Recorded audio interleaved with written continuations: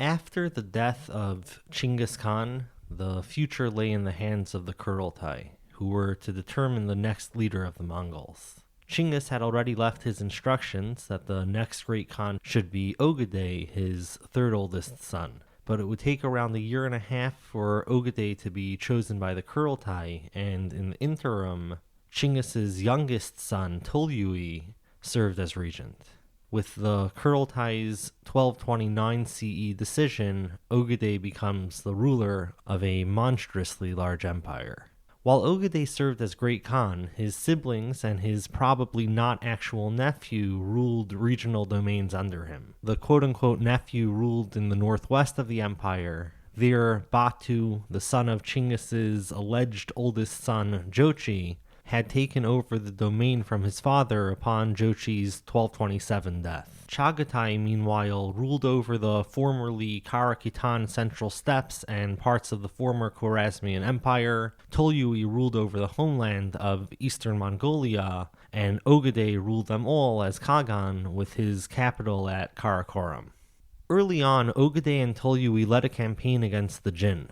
The Mongols realized successes, but Tolui dies in 1232, and Ogedei calls in Subadai to replace him in the attack on Jin. Subadai had been campaigning out west, establishing the Mongol hold on territories they'd conquered during Chinggis's reign.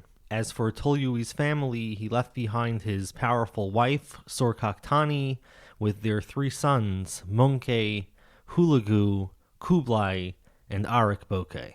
Subadai realized great success against Jin and then headed back west. Shortly thereafter, in 1234, the Mongol forces battling in China conquered the Jin capital of Kaifeng. After the southern Song moved to control part of former Jin territory, the Mongols began a war with the Song, which would take until the conquests of Kublai Khan to complete. And by that time, the Mongol Empire was no longer unified.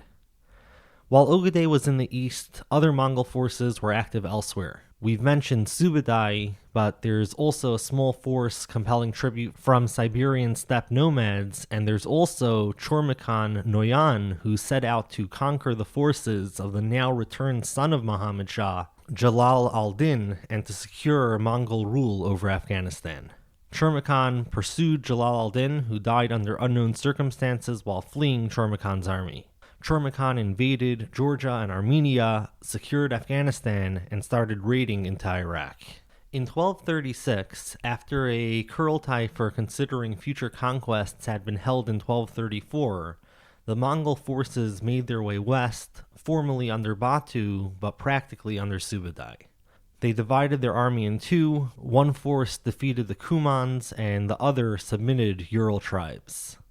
Now the Mongols turned to the powers of Rus. Conquest started in 1237, Yuri II is defeated in 1238, and more cities are conquered after that.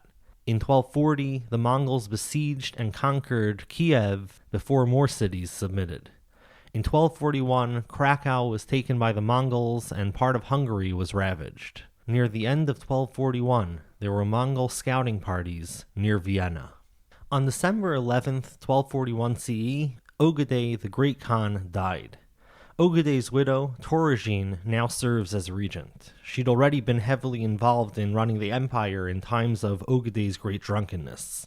Lucky for Europe, this death also meant the end of the Mongol terror, as Batu withdrew in early 1242 upon hearing news of Ogedei's death. Torogene would remain at the helm for a couple of years now as Batu staved off a new Kurultai. Torogene was pushing for her and Ogedei's son, Guyuk, to be Great Khan, and Batu opposed Guyuk. In fact, before Ogedei's death, Guyuk had been in the process of being sent to the Chinese front as a punishment for having insulted Batu about his suspect lineage. Torogene, for her part, had a strained relationship with some important bureaucrats who ended up ousted from the court or fleeing. Torogene's regency finally came to an end when in 1246 CE, the Kurultai chooses Guyuk as the new Great Khan.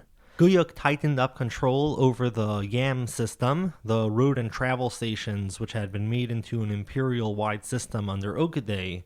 Guyuk's reforms included the voiding of all passports people had for utilizing the Yam system, and new passports were distributed on a stricter basis. He also limited both the amount of people who could be provided for at a rest stop and the length one could stay there. Guyuk died in 1248 after a very short reign, and like with his father's widow Torogene before him, Guyuk's widow, Oghul Qaimish, became regent. Now Batu arranges a Kurultai in Alakamak away from the traditional location of the gathering. The eldest son of Tolui, Mongke, gets the most support, and another Kurultai for his official confirmation is called for. Before Mongke became Khan, a number of new claimants to rulership over all those who dwell in the fell tents arose. In 1251 CE, Mongke was chosen as Great Khan. The youngest son of Tolui and Sorkaktani, Ariq Boke, is given control over the heartland, which will become important when Mongke dies. Early on, Mongke purges his political rivals, hitting hardest the Ogedei and Chagatai princes. Numerous campaigns go down under Mongke's reign. A campaign against the kingdom of Dali is started in 1252 with the intention of breaking through and being able to attack the Song from their less secured western front. Mongke's army attacks the northern border of Song in 1254, by which time another Mongol army had headed out west from the capital of Karakoram under Mongke's brother Hulagu. In 1255, Hulagu's troops reach Samarkand, and that same year in the northwest, Batu, son of Jochi, died, and his realm then fell to his son, Boke. Hulagu did battle upon the Nizari assassins, and in 1256 the assassins' stronghold mountaintop fortress, Alamut, fell to the Mongols. Hulagu now headed south with his intentions on the Abbasid Caliphate and their capital at Baghdad.